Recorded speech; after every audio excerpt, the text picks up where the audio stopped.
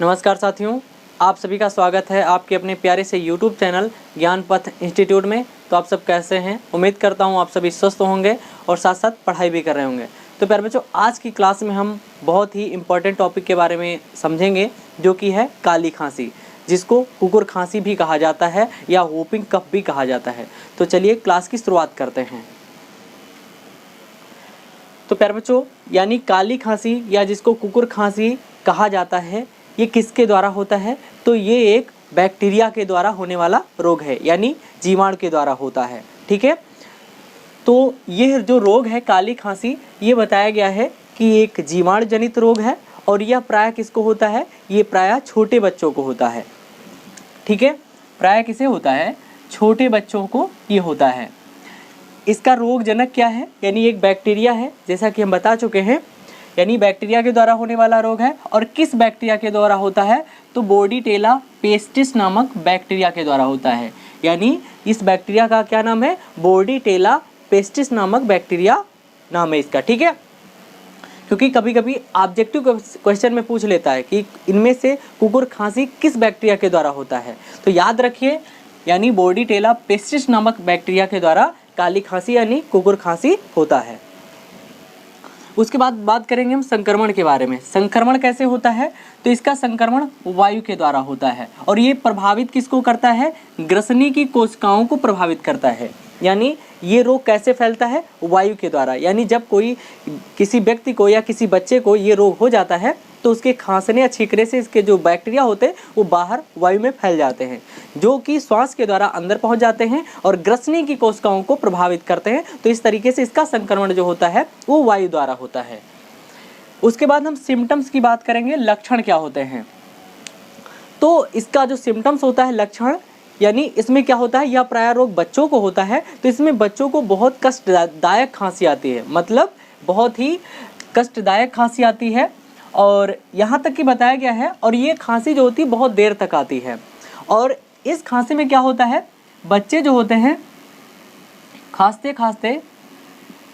खांसते खांसते मल मूत्र त्याग कर देते हैं। यानी इसमें बहुत देर तक खांसी आती है, कष्टदायक खांसी होती है और इसमें बच्चे जो होते हैं प्रायः वो मल मूत्र त्याग कर देते हैं। और ये खांसी बताया गया तब तक बंद नहीं होती है जब तक कुछ स्राव बाहर नहीं निकल आता है। यानी मुख से कुछ स्राव जब तक बाहर नहीं निकल आता है तब तक जो है खांसी लगातार आती ही रहती है। इसलिए ये खांसी जो है बहुत ही कष्टदायक मानी जाती है। उसके बाद हम बात करेंगे रोकथाम या उपचार के बारे में। रोकथाम इसका कैसे कर सकते हैं? इसकी रोकथाम के लिए बताया गया है कि बच्चों को भीड़ भाड़ से दूर रखना चाहिए। यानी जहाँ भीड़ भाड़ हो बच्चों को वहाँ से दूर रखना चाहिए, क्योंकि इसका जो संक्रमण होता है वो वायु के द्वारा ही होता है। तो भीड़ भाड़ से दूर रखना चाहिए। छींकते या खांसते समय मुंह पर रुमाल लगा लेना चाहिए। यानी जब छींकें या खांसें तो उस समय क्या करें? मुंह पर हर व्यक्ति को रुमाल लगा लेना चाहिए। ठीक है, मतलब जो छींक रहा है या खांस रहा है उस व्यक्ति को लगाना है। ठीक है, और डीपीटी का टीका लगवाना चाहिए। यानी इससे बचने के लिए हमको क्या करना चाहिए? काली खांसी से बचने के लिए हमको डीपीटी का टीका लगवाना चाहिए। नहीं, बच्चों को डीपीटी का टीका लगवाना चाहिए। तो प्यारे बच्चों, ये हो गया काली खांसी या जिसको हम लोग क्या बोलते हैं? कुकुर खांसी भी कहते हैं या वोपिंग कफ भी कहा जाता है। ठीक है, अब हम जानेंगे अगले रोग के बारे में, जो कि है हमारा धनुस्तंभा। ठीक है, या जिसको हम धनवती भी कहते हैं या जिसको हम लोग अंग्रेजी नाम से तो बहुत ज़्यादा परिचित है, जो कि है टिटनस या लॉकजा भी कहते हैं। यानी इसको टिटनस भी कहा जाता है। तो अब हम जानेंगे कि टिटनस क्या होता है, यानी धनुस्तंभा क्या होता है। यानी इसमें क्या होता है कि जो व्यक्ति की आकृति होती है, यानी शरीर का जो आकार होता है वो धनुष के आकार का हो जाता है और इसीलिए इसको धनुस्तंभा नामक रोग कहा जाता है। अगर हम बात करें कि ये किसके द्वारा होता है, तो ये भी एक बैक्टीरिया के द्वारा होने वाला रोग है। किस बैक्टीरिया के द्वारा होता है? तो बताया गया है क्लास्ट्रीडियम टिटैनी नामक बैक्टीरिया के द्वारा होता है।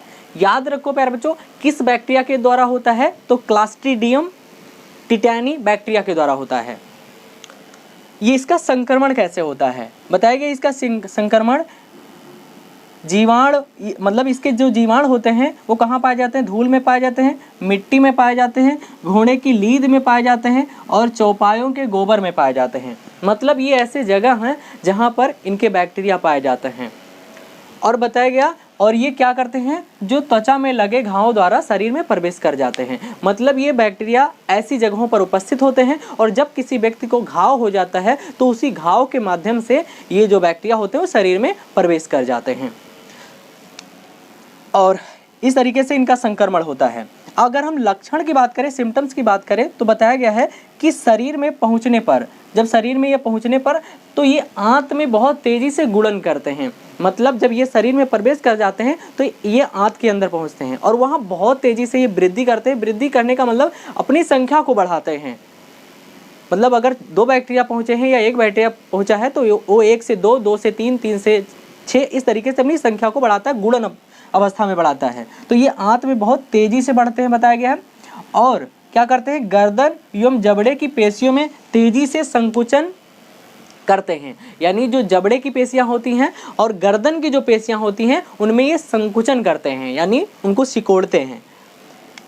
और पूरे शरीर में ऐंठन होती है। जब उनमें संकुचन होगा तो पूरे शरीर में क्या होगी, ऐंठन होगी। और ऐसा इसलिए होता है, इसका सीधा सा रीजन है प्यारे बच्चों कि ऐसा इसलिए होता है कि जैसे ही क्लास्ट्रीडियम टिटेनी नामक बैक्टीरिया शरीर के अंदर पहुंचता है तो एक प्रकार का विष उत्पन्न करता है और उसी विष के कारण क्या होता है कि शरीर में ऐंठन उत्पन्न होती है। गर्दन हो, जबड़े हो, इन सभी की पेशियों में जो है ऐंठन उत्पन्न होती है, तो संकुचन होता है। यानी जब ये आंत में बहुत तेजी से बढ़ते हैं तो गर्दन एवं जबड़े की पेशियों में क्या होता है, संकुचन होता है और पूरे शरीर में ऐंठन होती है और शरीर ऐंठ कर धनुष के आकार का हो जाता है। मतलब अजीब टाइप का, यानी धनुष के आकार का हो जाता है शरीर ऐंठ कर, इसीलिए इसको धनुष स्तंभा नामक रोग भी कहा जाता है।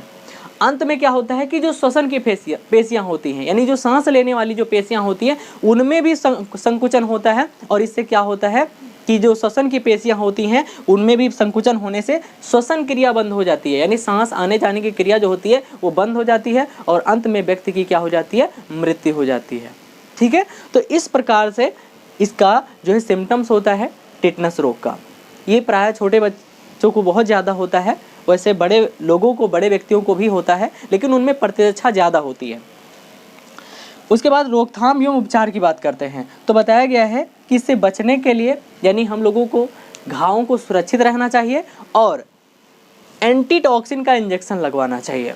यानी टिटनस रोग से बचने के लिए हमको कौन सा इंजेक्शन लगवाना चाहिए, एंटीटॉक्सिन नामक इंजेक्शन आता है जिसको हमको लगवाना चाहिए।